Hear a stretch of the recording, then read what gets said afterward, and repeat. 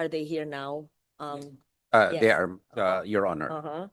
And I would, although I was given the priorities, medyo marami pa rin yun, we would like to know which would really be the priority so we could have a hearing even during the break and pass a measure, assuming there's a counterpart in the House by year end.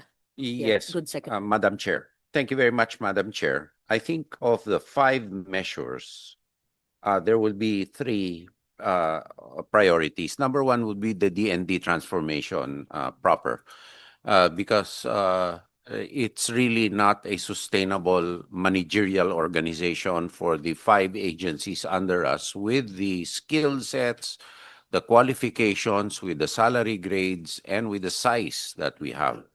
So we need an urgent transformation bill to allow us to build an agile organization that will allow us to keep skill sets for attracting the future cadre of civilian specialists that will help the defense ecosystem, manage the defense ecosystem. Whether the Secretary would have a presentation for us to view. No, ma'am. You did not prepare any I presentation. did not anymore because That's the bill okay. is there already. Because And we can brief the good senator at her convenient time in detail. this hard copy this hard copy was submitted to us. I just wanted to confirm if this is Yes, your ma'am. presentation. Yes, ma'am. So there is no need. There's no need, Was ma'am. this the hard copy which was shown to me on the slides in the briefing? Yes, ma'am. And if you remember that it was already filed last sitting of Congress. Yeah, could you kindly explain, Secretary Ma'am, Gibo, right now we have the transformation measure? Thank you. Right now, we need the civilian expertise to manage the proper sphere of DND activities, which is not in operations, but it is in policy, resource management, planning, and prediction. And it needs a cadre of multidisciplinary specialists. We need to attract young talent that have career tracks and who will want to join the service. Secondly, we need to attract also those that may not qualify under normal civil service rules and regulations. For example, a hacker. I mean, you can't employ a hacker basically because maybe that person might not have a college degree or may even have fallen afoul of the law. However, rather than leave them out there, we might as well gather them and use the expertise. That's the extreme case. Secondly, the Department of National Defense law was under Commonwealth Act number 1. And our structure then was for a World War II type of scenario. And referring to the 1935 and 1987. 292 and yes, ma'am. 1987 was the latest. And we're not going to be able to be an agile organization that will be able to move with the times, to predict and to hire. Actually, to attract is a very, very big problem because the salary grade levels are very low. And we will have to have speed in hiring and attracting and institute our own processes. Right now, we have an authorized plantilla of 367 people, and we're all overworked. And we can only fill 327. Our fill-up is 267. With a stakeholder base of more than 500,000, it's impossible that we could be able to manage. Even with Under this, Secretary, how many plantilla are required? More or less 1,000. 1,000. So from the under 400 plantilla, it will expand to 4,000? 1,000, ma'am. More or less 1,000. Is DBM here? Wala. O sige. But this will have to be... More or less 1,000, and we can phase it in anyway, depending on the... what we want is the notional structure that we need to fill up. Staffing will come after, and DBM will agree because the PS level of this to 1,000 people is quite small compared to what we need in the armed forces. Actually, I'll already break the news that we slowly have to build up our authorized troop strength because we are the lowest second to the lowest per population in Asia, authorized troop strength. Number of men and women in uniform. Would Vis-a-vis that be included population. in this DND? No, ma'am, that's a transformation? different, that's a right? different Because thing. this is the civilian Right. aspect. The DND transformation is really to pattern it after our counterpart organizations. Those that whom we deal with that have to attract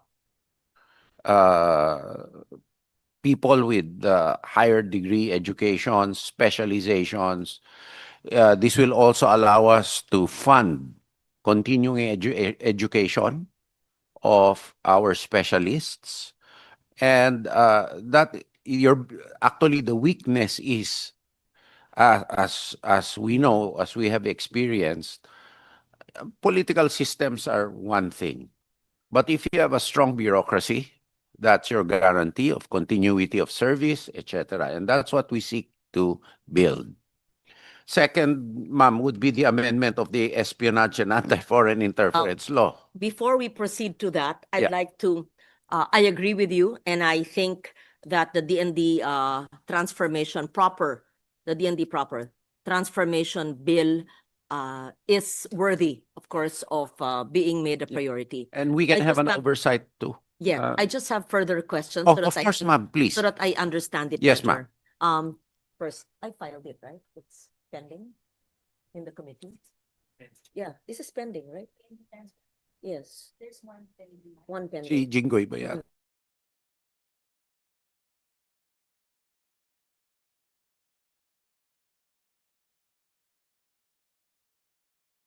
Dito, after the 19th, the 20th Congress, the bills are refiled. So this has never been heard before.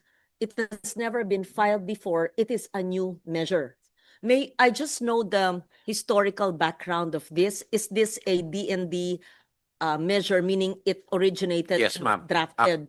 Actually, it was drafted under my guidance. Okay, When I yes, came from the yes. private sector, Why we- did it take so long, Secretary? It's been 3 years since you've been at the helm.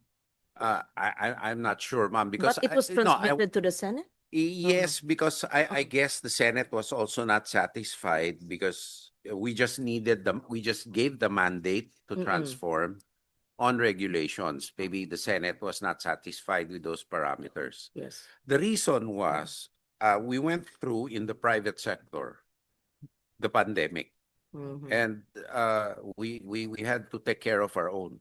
And we had to be open 24/7 to Yes. provide essential financial services to the public. Okay.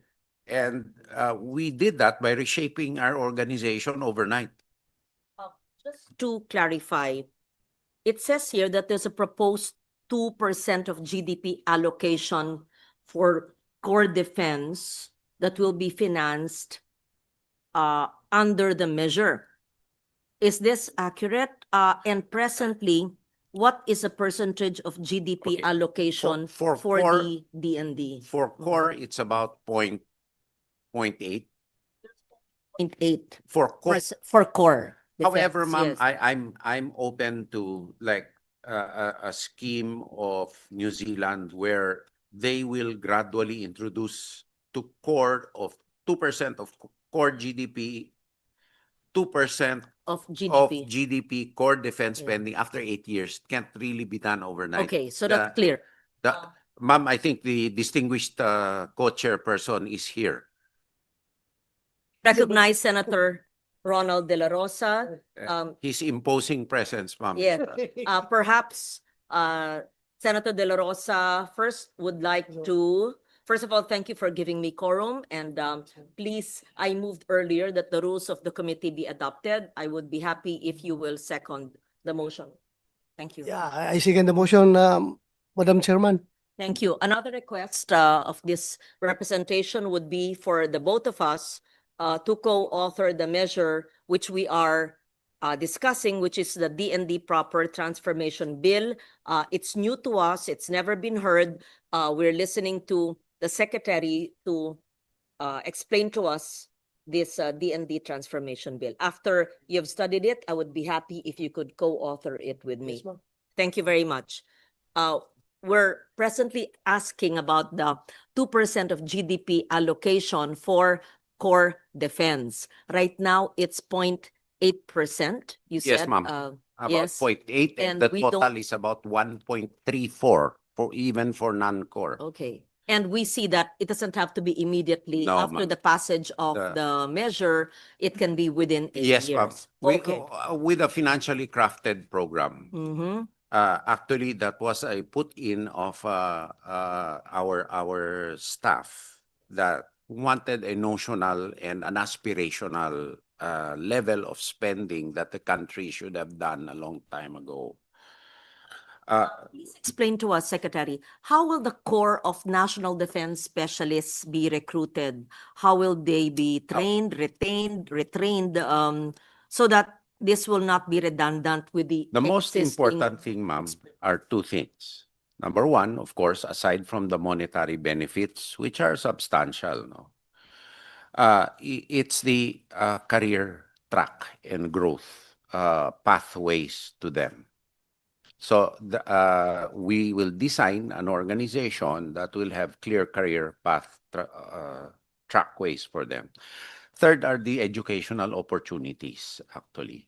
And for specialized defense, you cannot have it locally. You got to place them elsewhere.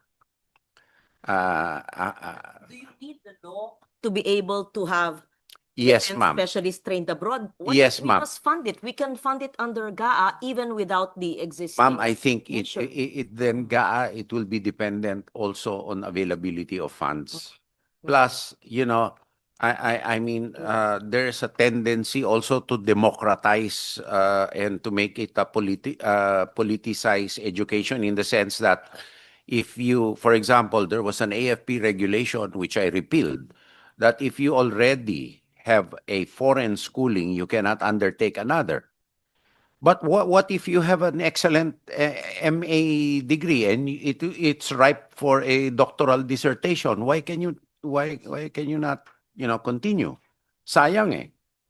So those are the things that are not apropos. Secondly, there are minimum SG levels for getting education. I don't recall what they are. But actually, we have to invest on the younger ones with lower SG levels, because their minds are still fresh and you want to shape and mold those minds. Secondly, ma'am, we also will consider the specialization skills, like the DND. I will equate the Department of National Defense to and the managerial skills required to enterprise management, because you're actually managing a ma'am, sir, Mr. Senator, good afternoon. Yes, just interrupt your presentation or your explanation. We recognize the chairman of the Finance Committee, but remember, this is a standing committee, but he will listen.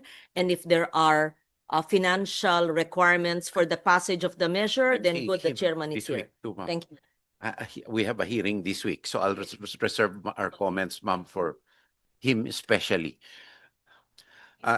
So, ma'am, it's an enterprise, actually, and enterprise managerial system that you need to lay down, because you have health services, retirees, you have disaster risk management, you have munitions productions, you have supervision over the armed forces under you. So you have to have the appropriate support organizations in order to support the managerial needs of these agencies, and we want these agencies to be our clientele. we also need, for example, ma'am, contracting, the ability to contract. We need to have the ability of engaging top-notch law firms without having to bid it out. We lose billions of pesos because of faulty contracting in government. So we need those abilities. We have to have the ability of engaging our audit firms for managerial audits without having to go to through the ringer of a COA. And lastly, and most importantly, the qualification will be security vetting, operational security. And we need to have specialized rules for oversight, for discipline, and for tenure in the national security sense. We were working with Senator Sherwin very closely on certain things, and he was exposed to the leakages that compromise national security that we have to face internally also. Since the knowledge, since the technology, since the skills and information that will be passed will be potentially damaging to our institutions, to reputations, and to the security of a private citizen. So we really have to have specialized skills and security cover and specialized tenurial arrangements for this organization. This is just a broad explanation of this proposed bill Yes, ma'am. emanating from the DND. It's never been heard. We will conduct a separate hearing Yes, ma'am. for this measure, but it's clear among the organizations present here, especially the DND, that this, among all the dozens of filed measures, is the priority. Yes, ma'am. And Yes, it's the most okay. difficult. That's why it's Para lang maliwanag, ito ang dami. Yes, no, but there are other Isabay bills. ko na, ma'am, yung isang hindi priority na napag-usapan No, that's po why natin. I wanted you, rather than us dictating on the Yeah. DND and the military establishment what is the most important, because realistically, I can't imagine having all the bills filed, Yeah. enacted into law in the next 2.5 years. So ito, I'm convinced it's important, and I think with your assistance in trying to make us understand, and also giving us the financial requirements, if DBM agrees on the increased plantilla positions, we perhaps could enact Yes, it ma'am. into law in the next several months. Yes, you can proceed to the On next. wearing my other hat, Mm-mm. wala dito. It's the NDRIMC toning review that we agreed upon last year. We agreed that the NDRIMC law was visionary, ambitious, yet now with the benefit of experience, I have instructed the OCD just to concentrate on response. Response alone is difficult already. What more in the other areas of disaster risk reduction? So we'd like to simplify the NDRIMC Council. It's like a mini Congress right now. It's a bit unwieldy. The NDRIM Fund, I think we have found already canalized purposes for it. Number one is QRF really augmentation, especially for Secrex Gatchalian, who's at the forefronts. And Before you proceed, we'd like to thank Senator Erwin Tulfo for joining us. Thank We you, Sen. recognize his presence. Yes, please proceed. Can you just kindly give us section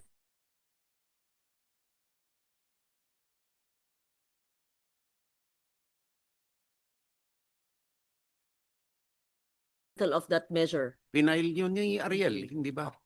I-retrieve nyo na lang.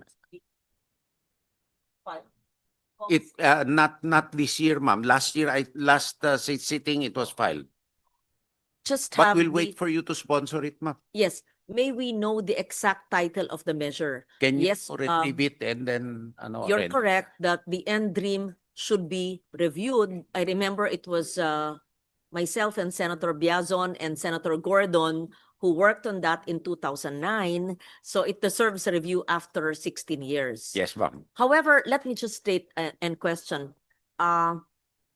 If we focus on response alone, it's like we're moving back because, of course, we need to be prepared. We need to preposition goods and services. If we focus on response alone, then this might and may undermine all efforts in the past years, if not decades, towards disaster risk reduction because The Yeah. focusing, ma'am, of in response will be the plenary actions of the OCD. Mhm. However, in resilience, in mitigation, in rehabilitation, it can be coordinative, but not the primary implementer. So it will serve as the coordination platform. However, not substituting the core competences of the other agencies. pretty clear that we recognize the importance of all the elements of whether the Yogo framework for action or the Yes. Sendai framework for action and sustainability. We're not saying we forget prepositioning, we forget, we ignore, and there's no need for all the elements of resilience and just focus on response because that's like backtracking 20 years ago. Yeah. But what you're saying, what I understand you saying, Secretary, is ang hirap-hirap na nga ng response. Yes. Limitado ang resources at ang mga tao. We'd like to enhance the capability of our men and women and focus on the response mechanism. That's what you're saying. Yes, ma'am, But because mitigation and prediction adaptation. alone is hard already. Now, the mitigation aspect, DNR is excellent on that. They have the capability. And we shouldn't be the lead agency implementing it. Right, ma'am. No, we're making the coordinative function of the council work by using it as a platform for coordination rather than have the interagency committees, etc. The NDRIMC actually is the interagency coordinating committee for disaster risk reduction. That's its purpose. However, the law as mandated, it was interpreted to mean that they will be the lead agency implementing, which to me is yes, ma'am. I would like to cure that because that's not within the core competence of the agency. Agencies within the whole council that has expertise in other Yes, ma'am. matters. Let Yes. us read the measure. I'm not sure if it has been filed.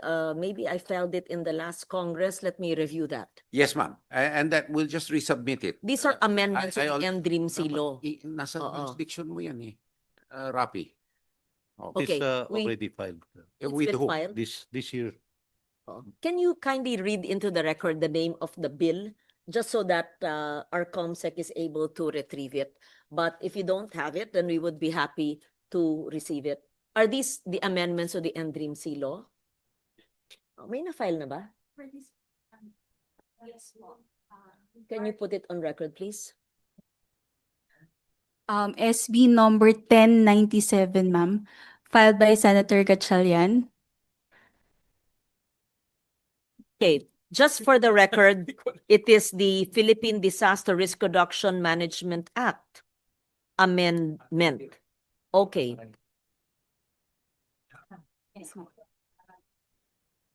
Now, ma'am, the amendment of espionage and anti-foreign interference laws and the amendment of the GCM jurisdiction over various crimes go hand in hand.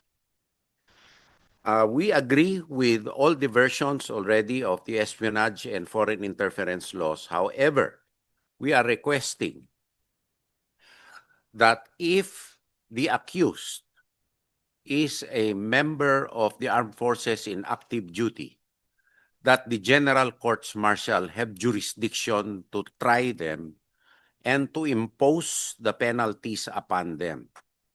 And at this time, all crimes committed by servicemen and women that are cognizable by civilian courts are exclusively triable by civilian courts. We are limited to imposing the penalty of dismissal from service and forfeiture of benefits. We cannot hold these people.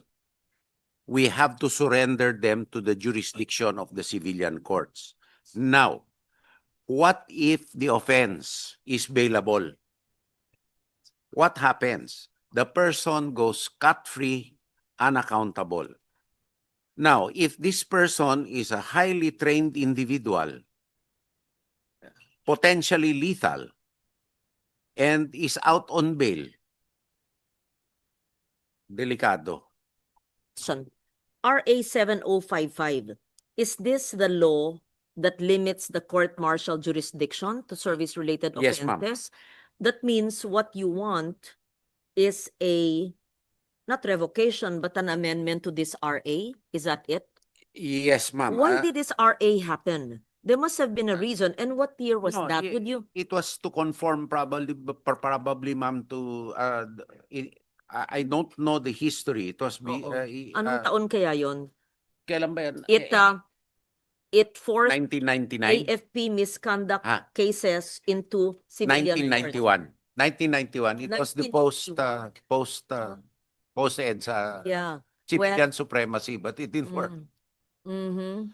Okay. So, Oh, of course, Senator Gatchalian. Yep. I just want to ask, first of all, good afternoon, Secretary. Yung mga salient points ng proposal to amend the anti-espionage law, what are the salient points and how are those points going to respond to the needs of the time? well, the salient points, sir, are the gathering of information from unauthorized areas and sources insofar as we are concerned, the improper influence on government institutions and personnel. And I do not, I merely focused on the provisions which may relate to the military. However, right now, the definition should include communicating or disclosing classified information to unauthorized persons, obtaining, receiving, recording, photographing, copying, or otherwise acquiring classified information, intercepting, interfering with, damaging, or otherwise compromising the integrity of classified information. So placing a virus, allowing classified information under the person's custody to be removed from its proper place, delivered, communicated, transmitted, or disclosed to unauthorized persons. And extraterritorial jurisdiction of the application, just like crimes involving Philippine currency are extraterritorial in nature, or crimes committed by a person in a diplomatic service abroad are also extraterritorially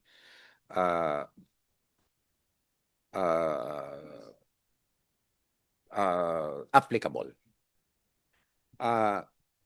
So in connection with this, if the crime is committed by a person in uniform, we are limited to Article 96, which is conduct unbecoming of an officer and a gentleman or person of service in uniform. And what happens is a separate prosecution under the civilian court. The problem is, what if this person is admitted to bail and is already separated from the service? We have no way of holding this person anymore. A potentially lethal person who is highly trained. Madam Chair, with the permission of the chair, I'd like to ask the secretary. So what you're saying, Mr. Secretary, would you prefer that this service member caught spying for another country will be prosecuted, will be charged in the military court, or would you rather that we send that case to the civilian court?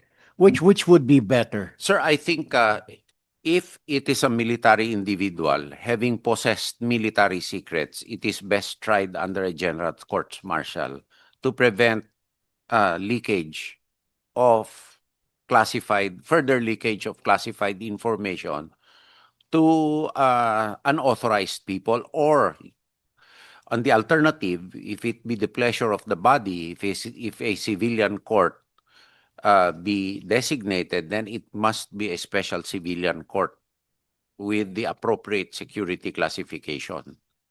For now ba, it's the military can only try them for conduct unbecoming? That's the maximum? For now, hindi ba, espionage is only applicable in time of war. Okay. In time of peace, sir, I don't think it is It's not applicable. So what's yes. gonna happen? For example, Conduct unbecoming lang, sir.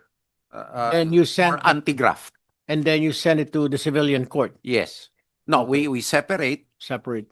Yeah. At the same time, you file a case with the prosecutor's office or the ombudsman, because these offenses can also be a graft offense for causing undue injury to the government through manifest partiality, evident bad faith, or gross negligence. I think that's Section 3G of Republic Act 3019 as amended. But since the general courts martial do not have jurisdiction to try them under an offense under the Article of War, which is disclosing information, it's conduct unbecoming. So you want a bill or a law be passed na if a service member is caught spying for another country, it's the military who will handle Yes, the sir. case. And the Charges. accompanying law would also, I think, consider heinous crimes committed subject to military jurisdiction. So we or serious crimes, grave offenses as classified under the penal code, to be triable by our general courts martial. So we are not limited to separation from the service with prejudice to retirement benefits. Laws, yung amendment Sa- of the two espionage and laws po. anti-foreign interference and the Opo. court-martial jurisdiction. Kailangan po 2 laws, Oo. Madam Chair, so Two that laws hindi to be tayo amended. na lag-rolling. Na lag-rolling legislation. So, Saying na ipagsama yung amendment kasi two separate laws yun. eh. opo, baka malag-rolling. Yeah. Kasi jurisdictional sa korte po yung Yes. isa. Okay, so clearly, it's jurisdictional sa General Court Martial na napupunta because of this RA nung 1991 pa, Oo. tas low civilian courts, okay? And you want that amended so that it will be tried by the court martial. if it's naka-uniforme po ang uniform personnel yes, only. uniform Then personnel. the other one is espionage and anti-foreign interference. Yun ang tanong ni Senator Yes. Tulfo. Yes. What is the amendment in the espionage and anti-foreign interference law? Well, and- to define it already, ma'am, to include communicating or disclosing classified information. It does not, wait, this present law is based on 1930s and 1940s. Yes, ma'am. Yes, ma'am. It's never been amended. No, ma'am. Oh, That's why okay. it's photographing military bases, etc. Ganun pa po. In time of war pa yung ibang provisions. oh, this is really urgent kasi 1950s Yes, pa ma'am. yung It does not thing. include electronic espionage and other forms Oh. of information, disinformation Madam Chair? operations. Sir, Yes, Senator Bato. kasama ba sa proposed amendments ninyo yung in times of peace, hindi lang in times of war? Yes, Mr. Senator, doon po doon sa isang accompanying bill. Dito po, sir, doon sa amendment ng Commonwealth Act 616, multi-agency input po yan.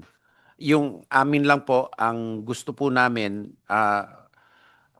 yung with regard to military personnel po, ay may jurisdiction ang mga GCM natin para hindi makapiyansa.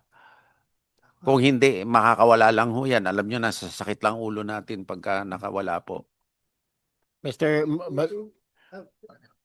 Madam Chair, with the indulgence of Senator Bato, Secretary, kasama ba dyan yung sa sinasabi niyo amendment is like for a service member, selling information, hindi lang yung mga foreign related, photographs, etc.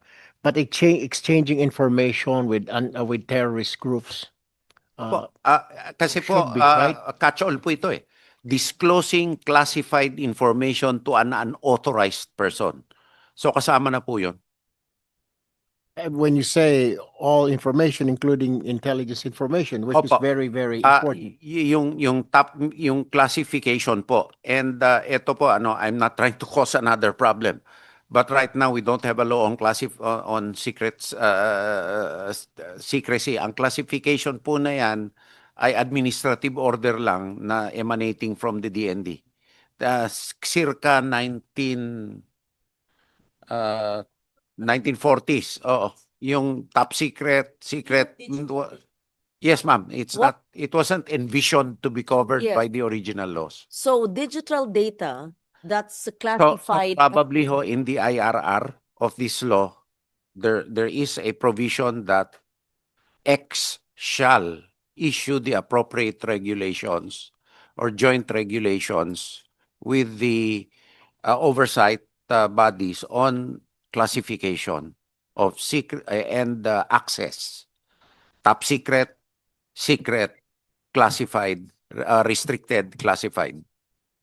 Madam Chair, let me ask. Sa inyo po sa DND, sa AFP, ano-ano mga classification ng mga ika nga yung mga secret, top secret, pag enlisted, anong level ng ika nga clearance would they need to get? Officers, hanggang anong level ng clearance? When you say, when are enlisted, you have to have a secret clearance. Hanggang what will it cover? Pag officers ka, of course, you know more informations.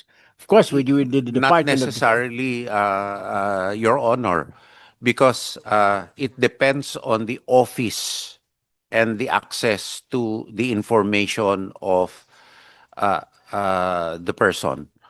For example, an action agent can be an enlisted person. So that person can have top secret security clearance. I'll give you po an example also.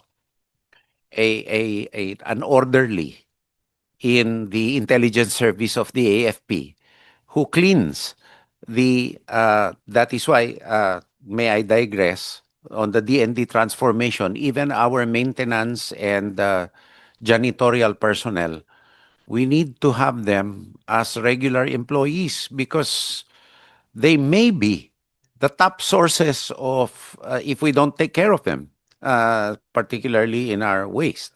So it does not depend po on the rank. It depends on the access because we have highly specialized technical enlisted personnel also, and those who also have the custody of the documents. If they are transporting top secret documents, which are at this time not transmitted electronically at all, they have to have a top secret security clearance given by the ISAP. Madam Chair, would like to ask the secretary kung mas gustuhin ba niyo, sir, na isama natin sa legislation yung uh, yung issuance of security clearance, kasi yun nga ang nangyari sa sa PNP, isang patrolman nagjo-duty, nakita niya sa table ng kanyang commander yung isang security classified document as secret. Pinicturean niya. Pag-picture niya, sinend niya sa mga nagkalat na sa social media. Ito pala, very, very vital information classified as secret, pero pinicturean, nagkalat ngayon. So kung gagawa tayo ng legislation penalizing that, siguro mas ang ating security ay mas mapangalagaan dahil lalong-lalo na ngayon. Yung, hindi pa nga kasama dito ang cyber espionage. Kasama na, sir? Kasama na. Oh, Pero nakuha ko po yung punto nyo. Opo. Kahit yung custodian ng information, pag negligent siya, dahil dapat naka-strong hand yan, Safe hand, safe hand. safe hand yan, Sir. nahayaan niyang mapicturan, parusahan din. I totally agree with His Honor. Siguro sir, kuhan kayo yung intelligence community natin, maggawa kayo ng proposal na maganda para ma-secure natin lang ating mga security classified documents. Yes, Your Honor. Para gawa natin ng legislation para mapangalagaan natin dahil lalo na ngayon grabe ang kuhan nila, di ba? Grabe ang intrusyon dito sa atin. At saka, Your Honor, sana tama po yung pakay ng ating butihing senador, pati yung capital outlay na pangbili ng storage ng mga dokumento. Kasi minsan wala pa sa capital outlay yung safe Sir, isang ghost flood control project lang yan sa Bulacan. Walang problema yan. Bigay mo Agreed dito. po ako, Senador. Agreed po ako. Mr. Secretary, ma'am, just on the same topic lang. Natandaan ko tuloy yung issue, Mr. Secretary, yung kay President Trump tsaka President Biden. Yung after ng term nila, nag-uwi sila ng mga classified documents. And apparently, sa America, that's a serious grave offense. In our case, meron ba tayong ganun? And is that also in the proposed law or any existing laws? It may not be. No, sir, no, it is, Your Honor, because allowing classified information under his or her custody to be removed from its proper place, delivered, communicated to unauthorized person, stolen, abstracted, destroyed, intercepted, or compromised. It will cover, Your Honor. Because at one point, lahat naman tayo magre-retire. But in defense establishment will have critical and confidential Yes, kailangan ho information. maiwan. Kailangan maiwan talaga yan to be to make sure that it doesn't fall into the wrong entities. Opo. Yeah. And it is also a repository of institutional knowledge that needs to be passed on. This is an amendment that's being asked, meaning the present laws do not cover it. No, ma'am. Cyber, digital data and cyber intrusion. Yes, ma'am. It's not covered. So ayokong masabi, we're on live stream, na hindi bawal.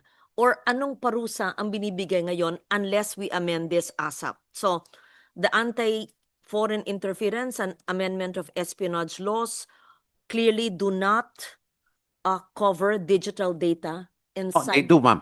They do, but They- why is it being asked to be amended? I don't understand. No, because, ma'am, espionage and foreign interference does not include Correct. Oh. those. That's why. So we want to expand the coverage. Correct. Only insofar as foreign interference and espionage. Yes, ma'am. Among us, domestically, it's covered. So what we want is for foreign interference to include that. Yes, ma'am. I see. Yes, ma'am. Um, I think the digital data for local is covered by the Data Privacy, Data if I'm not, Privacy if Act. I'm not, if not Yes. mistaken. uh, But it could also be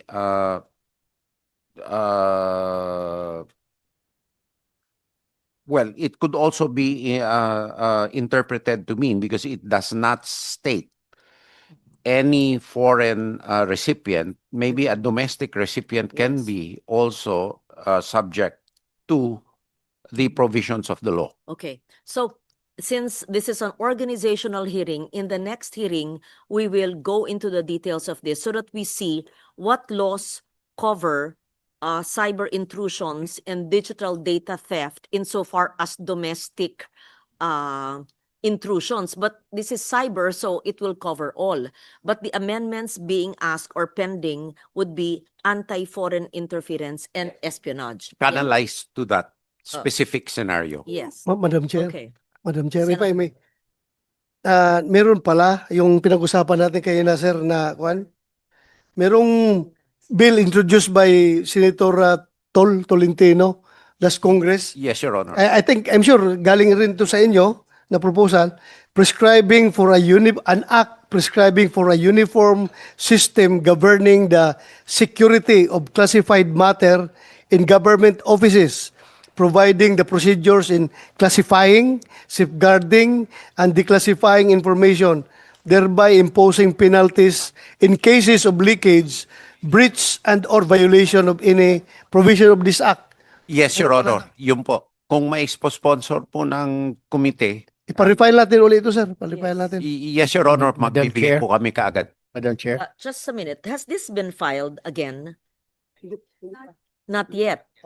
I just wanted to clarify, is this the bill that the good secretary is referring to?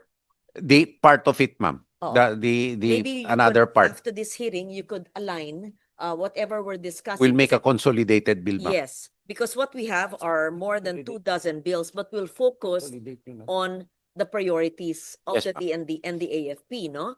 And Yes, we ma'am. already agreed on the DND transformation, pero yung amendments sa espionage and anti-foreign interference, if this is the Tolentino bill of the previous No, Congress. no, ma'am. That is a part of it. This espionage There's- bill, ma'am, there's a DOJ led initiative. This is our contribution to that. It's a multi-department, not Okay. merely a If DND it's, initiative. if we don't have a copy yet, perhaps the DND could give Yes. us a copy, then review it. Kung wala pang na-file. 20th, not yet. Okay, but if it was filed in the previous Congress, give us a copy, and no, you check with them if that's what they mean. It can be confusing, eh? Yes, just to make sure that we are studying the bills that they're prioritizing. Okay, Senator Tulfo. Madam Chair, let me just ask the good secretary here. Mr. Secretary, parang nagmamadali po tayo. We have to fast track this. How serious is it? How bad is it? Ito pong foreign intrusion, itong espionage sa ating bayan. Up to what level? Saan ho ba ito? Kasi we hear from you, we hear from the Department of Defense na there are intrusions, may mga nahuli na tayo. But then, hanggang sa anong level? Are they already within the executive department? I mean, yung intrusion, are they already within the branches of the armed forces? How terrible. Are they already in Congress or in Senate? Are they? Sir, we have no established information regarding that. And fortunately, in our department, the intrusions, since we have stopped, we have been more disciplined in engaging foreign partners. The intrusions have been minimal. Hacking, yes, and we fight that every day. However, this will serve as a deterrent to potential more serious intrusions. Now, on the local level, intrusions, as we know, Your Honor, are prevalent for fake citizenships, marriages, and the like. And the Alice Guo incident was the biggest proof of that. Now, how it cascades up the executive department, there have been collusions, naturally, with other agencies. Fortunately, with the armed forces, we've not had a bona fide case that we want to have an example, to make an example of. Now, this doesn't mean to say, Your Honor, it won't happen in the future. That's why the law is really urgent, given the fact that China is getting more aggressive and more asymmetric in their approach towards the Philippines' resilience position. Well, what I'm saying, what I meant was like, yung intrusion nila, hanggang doon lang ba sa LGU level? Or you fear, or you believe na meron pang higher sa executive branch? Si Alice Guo, nakita natin, mayor, nakapasok na, di ba? So, could it be, and there is a possibility na baka mas mataas pa doon, baka governor or somewhere, Congress, or even in the Defense Department or in the Senate? Hindi po natin maalis yung possibility, Your Honor. We really cannot remove the possibility because a lot of times, people who are unwitting participants in it, no, more than accomplices, willing accomplices, they can be unwitting participants, like if there is a good business proposal or whatnot, and then suddenly you come in and there are other actions that are being undertaken, then you're an unwitting participant. No? There is a possibility. However, I'm not prepared at this time to make a judgment on that. It's better safe than sorry. That's all I can say at this point, Your Honor. Just one follow-up question, Madam Chair, if you would, please.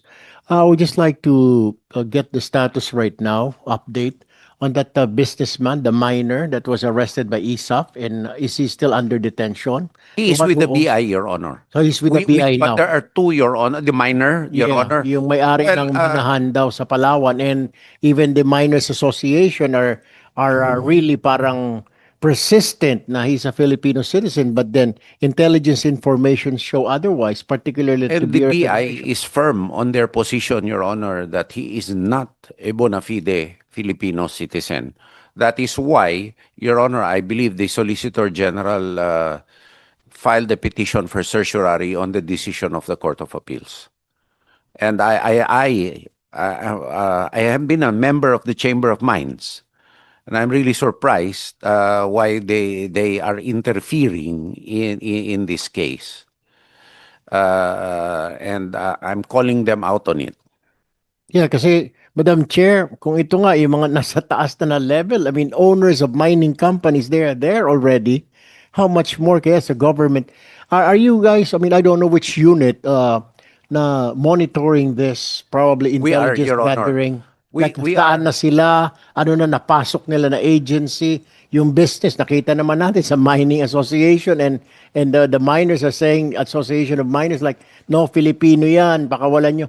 Pero sa government sector, kaya aside from Alice Go, meron pa ba na you're We cannot following deny, right now? Your Honor, that we have active cases right now that are being validated and monitored.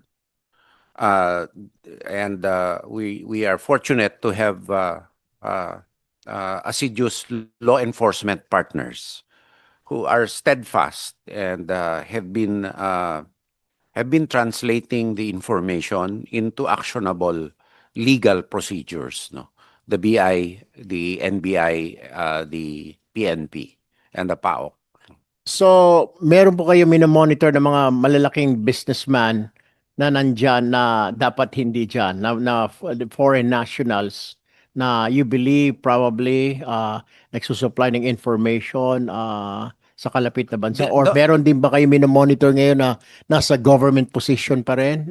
Your Honor, the Overwatch, I don't want to say yes or no kung meron active cases, but the Overwatch is continuing, Your Honor. That's a continuing effort para na lang hindi mabahala din yung communities, and rest assured that once information is taken, it is given to the law enforcement authorities because the AFP has no law enforcement authority. So, yes, Your Honor. Madam Chair, First, we recognize Senator Bongo. Thank you for joining us. Yes. I- And we then, ju- Senator Bato, then, sure. I just we just finished the deliberation of the budget of NICA and the National Security Council kanina, and isa yan sa napag-usapan namin doon about yung Alice Go case. And aminado naman sila na talagang hindi lang yan si Alice Go. At in the near future, with the support of the Senate para mapunduhan yung kanilang mga kailangan, ay marami silang meron pa silang madiscover, hopefully. Dahil yung kagaya nga, yung sinabi na miner, di ba sir? Yung miner was strategic intelligence. Sino bang sa atin to, strategic intelligence graduate? Fist bugs, di ba? Sinasabi natin, fist bugs, political, economic, social, technical. That's economic portion. Sabi ng konstitusyon natin, ang natural resources natin ay reserved para sa Pilipinos alone. Tayo ang mag-exploit ng ating natural resources. Pero yan, pumapasok na yung foreigner. na nagpanggap na Pilipino at sila ngayon ang umubo sa, isipin mo, may Palawan siya, may Surigao, ang laki ng kanyang coverage. Oh, sila ang hinahakotan nila yung ating natural resources. Going out, they are bleeding. They're bleeding our natural resources. So, dapat kuwan pa natin, palawakan pa natin yan. Thank you, Actually, Mr. Chair. Your Honor, Madam Chair. as a kulatilla, ang NSC, NICA, ISAP, is for the intelligence gathering. Kailangan din po i-strengthen ang law enforcement partners natin dahil yan po ang gagawa ng intelligence sa ebidensya. So, kailangan talaga po hand in hand din yung pagpapalakas po niyan para ma-translate sa actionable intelligence yung raw data na nabibigay po. Ngayon po, nag-i-improve naman po at lalo-lalo na po yung BI. Yun nga lang, nagkakaproblema po minsan pagka kinasuhan yung tao criminally, imbis na i-deport na ialis na, criminally, mailalagay dito, magwawarant, babalik doon sa lugar na pinaghulihan, sometimes potentially may leakage na mangyayari. Nangyari na po yan sa isang tao na ibinalik sa Cagayan de Oro na umamin sa harapan po ninyo na peke siya na Pilipino. Na dapat wala na dito yun. Nasa Cagayan de Oro po. Ni warrant po siya, kinuha sa BI on the strength of a warrant. Nasa Cagayan de Oro po ngayon. Nasa jail naman. Nasa jail po. Nasa jail. In fairness. Oo. I-deport na lang. Secretary, you may answer or not answer this. But is there a deliberate attempt by a foreign entity to exploit our gaps? Like for example, itong late registration natin na nakita natin kay Alice Go, nakita natin dun kay Young Brothers, at marami pang nahuhuli pero hindi lang high profile, na-intercept ng BI. Pero man deliberate to or this is just one-off na Hindi, pumupunta dito? sa akin po palagay deliberate po yan at hindi lang po sa atin nangyayari. Sa England nangyayari, sa Amerika nangyayari, pati po yung pagbibili ng lupa sa tabi ng bases. Hindi lang naman po dito nangyayari, sa Australia nangyayari. Yun nga lang, meron po silang sapat na batas to prosecute. So they prosecute for espionage, no? It's not only here, it is endemic worldwide. Thank you for that. We can schedule an executive session with all the senators Yes, Your Honor. on this national security threats regarding this, maybe because we're live streaming now and we're mentioning places and names, etc. Because this is an organizational meeting Yes, ma'am. of the, I didn't want to, No, ma'am, stop the you, but- information is publicly available Yeah. anyway. sure, as you said, there are much more Yes, ma'am. crawling around our archipelago.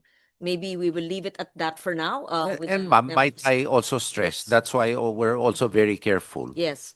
Because we can have an executive session. we have democratic space. There's freedom of the Yes. press here, there's freedom of speech, which other countries who deny the same freedoms can exploit. And that's the cost of democracy. Yes. However, that's the way it goes. Okay. We go back then to the priority legislation requested. Yes. No, No, ma'am, it's it's part of it because we were talking Right. about anti-foreign interference and So, espionage. the last one, ma'am, is the repeal of the way we do the revised AFP modernization law of 15-year horizons. That is the worst disincentive to stable modernization. The amendment of the AFP modernization law. Canalizing the modernization to 15-year horizons is an invitation to obsolescence. And it does not allow us to keep in hand with the times. Yes, ma'am. Anong kuwan natin yan, Madam Chair? Yung extension? Hindi. Repeal lang. Repeal na lang, Your Honor. Tapos for project basis na lang. Okay. Say simple repeal ho. Kasi yung RAFP-MP, yung RAFP-MP portion ng budget natin, pambayad lang ho sa MICA yun. Wala tayong mabibiling bago na worth ano. So, ang gawin po natin, nag-usap po kami ni ni Secretary Recto at ni Secretary Pangandaman. Unang-una, sa mga in-order po nung araw, hindi po sinabay yung infrastructure para dun sa mga yon. Hinahabol pa natin yon. Kaya for this year po, humingi na lang po tayo ng karagdagan MOE. Dahil, for example, next year, may tatlong C-130J na darating. Yung MOE nun, kalaki-laki. Yung mga barko po na dumating, yung MOE para sa steaming hours po niyan, ang replenishment po ng munitions natin na kailangan naman isanay. So, lakihan na lang po ang MOE dahil kailangan masanay na rin po yung gobyerno na lalaki talaga yung MOE natin habang dumadagdag ang mga kagamitan po natin. May we have the name of the measure and may I check if there's a filed bill? Wala pa rin. Wala pang nagfa-file. Okay, ganito lang. So if you have, ayan na, si Senator Sherwin, all of us here can be co-authors. Yeah. All of us here can Anyway, be co-authors. organizational, ma'am, all of you co-authors already. Okay. Yes, ma'am. So Repeal yun, sir. Repeal. it's a simple repeal. Repeal. It's a simple Line lang repeal. repeal. Ayan. We can file it this week. We can, Tapos another line to allow us to access with the consent of the DOF foreign financing. okay, Kasi may cap ho ang foreign financing sa amin. sige. Kindly there's a give it cap. to us within the week. Yes, Then ma'am. we can We'll jointly we'll file do. it. We can hold the hearing during the break. We can sponsor it in November, find a counterpart in the House. It can be enacted into law before Christmas. And then Yes, the others would be the DND transformation, which is already, I think, may nag-file na. We will those three, ma'am, co-author. are okay. And then, apat actually. So the repeal, the DND transformation, the amendments to the General Court Martial, and the amendment to the Espionage. espionage and Yes, ma'am. anti-foreign interference, Yes, ma'am. which are similar but cannot be joined in one. So for Dream si ma'am, bonus na lang.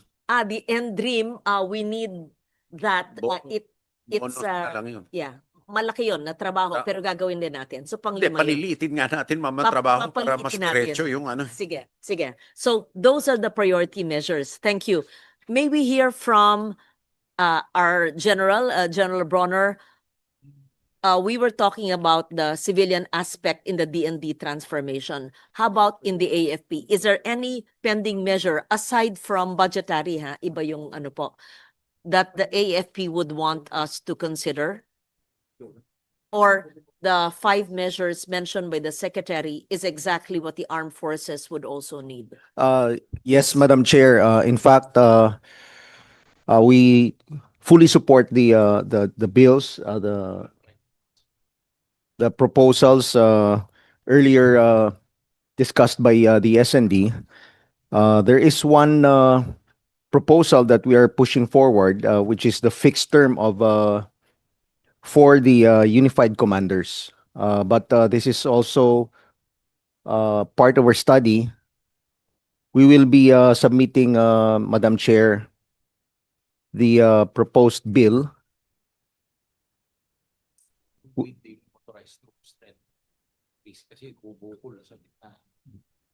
That will include also the increase of increase in the number of troops that we will be needing, Madam Chair. This RA 11939 in 2023, bago lang. It repealed the grant of the 3-year tour of duty to the unified commanders. And you want that, ito yung pinag-usapan natin matagal na. Kailangan fixed term. The imposition of a 2-year maximum tour of duty. Because ma'am, the rationale is a major service commander now is merely a force provider. They are there to recruit, to train, to equip, and to resource. The actual operating commander is the area commander, to include jurisdiction over strategic basing, all aspects of unified operations. And some unified commands, because of the comprehensive archipelagic defense concept, will include now in our mission area 2 million square kilometers of maritime domain. So for example, NOLCOM's jurisdiction, when you include maritime domain, extends from Scarborough all the way over to the Philippine Rise. It's super big. Now, if we do not have a fixed term for the unified commanders who will actually conduct or create the campaign plans and contingency plans for the areas under their jurisdiction and see that to some form of mid-maturity, then there's also unsustainability. This is the same bill that was taken up during the time of Senator Estrada. Yeah, I think hearings were conducted on this already, and we held caucuses on this because this will recommend the imposition of a 2-year, maximum tour of Yes. duty for the AFP But Unified Command. We have to consider also, ma'am, that's why first, the troop strength is too low, really. Secondly, if we have fixed terms in the upper level, it will cause stagnation in promotions down the line, which is what happened in the past. A lot of our lieutenant colonels are transferring to the Coast Guard because of the effect of the fixed terms. So we really have to structure it properly.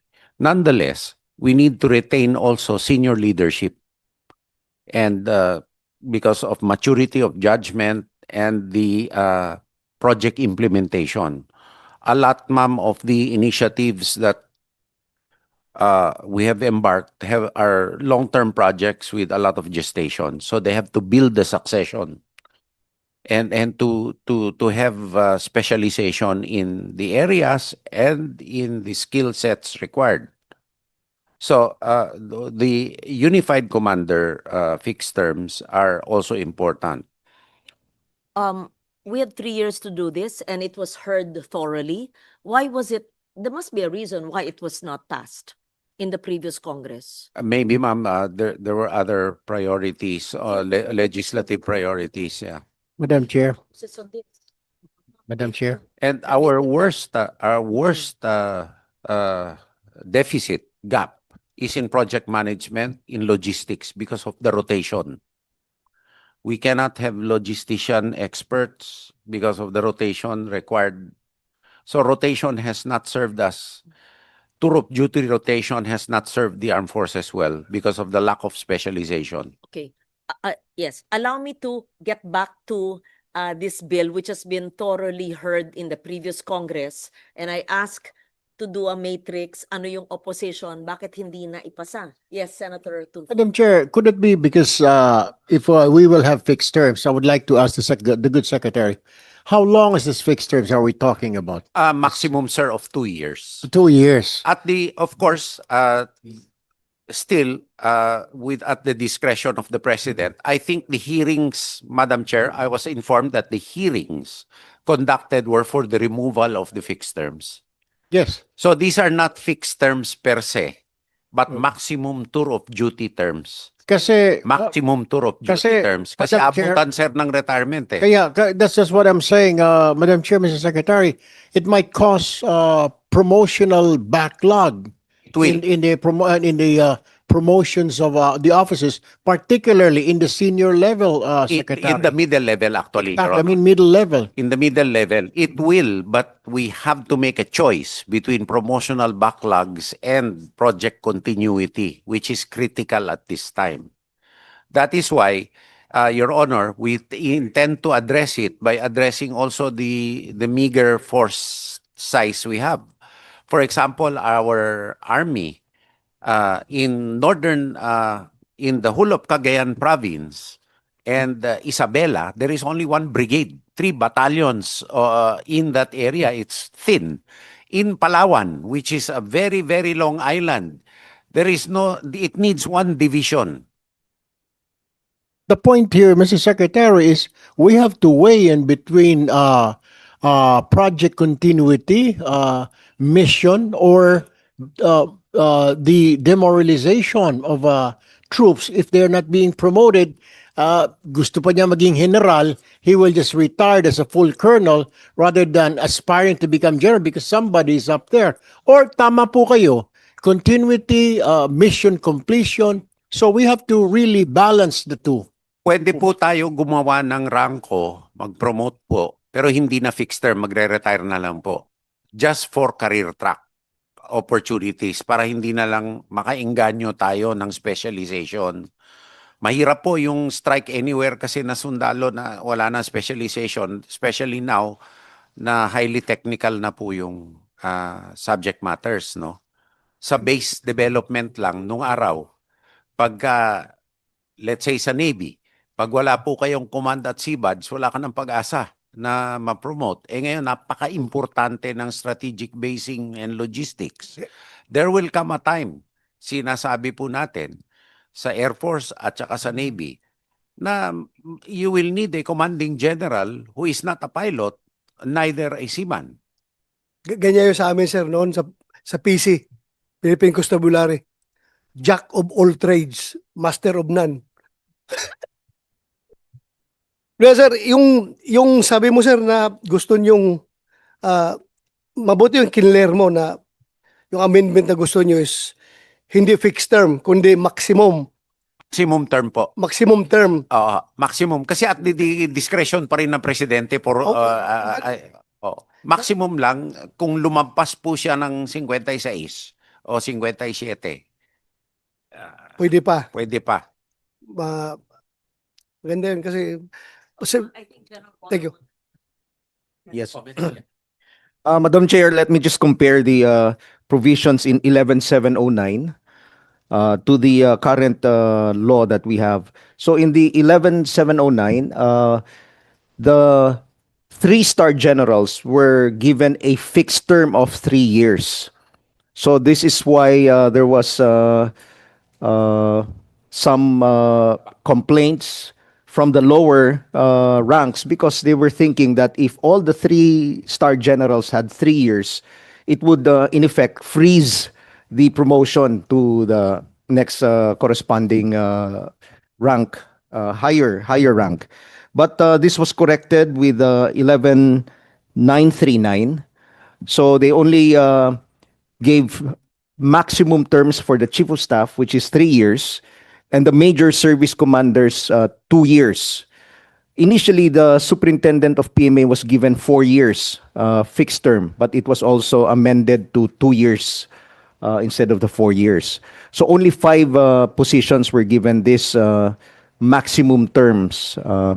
And so in the proposal, we are proposing that the unified commanders and the strategic commander be included in that maximum term of 2 years. 2 years na lang po, hindi na rin 3 years.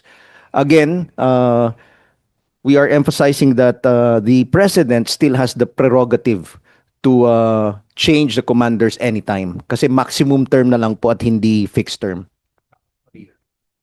Yeah. Why in this recently enacted law 11939 why was it not included? Ma'am, because the the archipelagic defense concept, Mm-mm. ISO pa rin yung yung territorial defense mission was not yet done at that time. Mhm. Now that we are transitioning to a more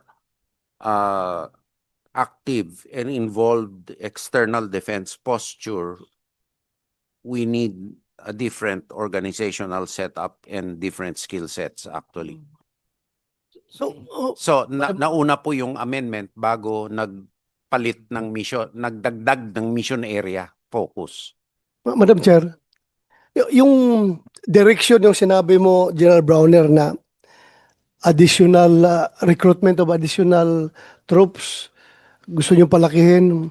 Ito ba yung narinig ko nyo sa inyo noon na you're going towards the direction of being Navy heavy?